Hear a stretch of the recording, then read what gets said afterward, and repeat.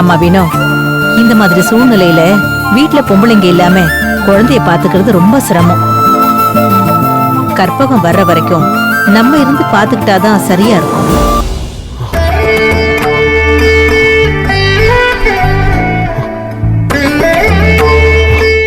அம்மா, என்னப்பா? இந்த விஷயத்த உங்ககிட்ட எப்படி கேட்கறதுன்னு தான் மனசுல ஒரு கேள்வியா வச்சுக்கிட்டு சொல்ல முடியாம தவச்சுக்கிட்டு இருந்தேன்.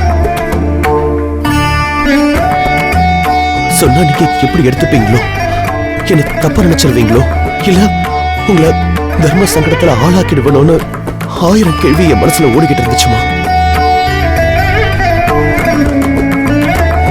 ஆனா திவ்யா நீங்க இருக்கணும்னு நினைக்கிறா.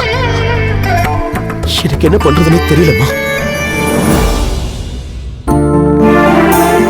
இப்ப நீங்க சொன்ன இந்த வார்த்தை என் மனசுக்கு எவ்வளவு ஆறுதல் தெரியுமா? ரொம்ப நன்றிமா. என்னப்பா, நீ எனக்கு ஒரு மக மாதிரி தானே. அம்மா கிட்ட கேக்குறதுல என்ன தயக்கம்? என் பொண்ணுக்கு ஒரு பிரச்சனைன்னு வந்தப்போ ஒரு அண்ணனா நீ வந்து நிக்கல. கற்பகம் எனக்கு ஆறுதலா இல்ல?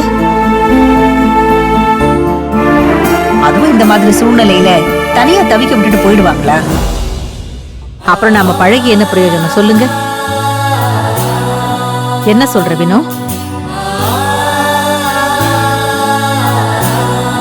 வினோ, என்ன யோசனை?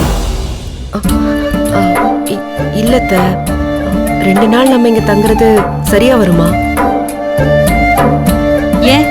ஏன் வராது? இல்ல, கனகாவுக்கும் தம்பிக்கும் தெரிஞ்சா அவங்க என்ன நினைப்பாங்க? ஏற்கனவே அவங்க 2 பேரும் தொட்டதுக்கெல்லாம் குத்தமா பேசுவாங்க. அவங்களுக்கு நாம காரணத்தை உருவாக்க கூடாதுல்ல. பேசாம திவ்யாவை நம்ம வீட்டுக்கு கூட்டிட்டு போய் வச்சு நம்ம பத்திரமா பாத்துக்கலாம். இல்லத்த, என்ன பேசுற நீ? புரிஞ்சுதான் பேசுறியா? சடங்கான பொண்ண தலைக்கு தண்ணி ஊத்தாம வீட்டு வாசப்படி தாண்டி கூட்டிட்டு போக கூடாதுன்னு உனக்கு தெரியாது? கஷ்டம் கொடுக்கறேன்னு நினைக்காதீங்க. திவ்யா என் கூட இருக்கிறத விட நீங்க அவ பக்கத்துல இருக்கிறது தான் பெட்டர்னு அவளும் நினைக்கிறா.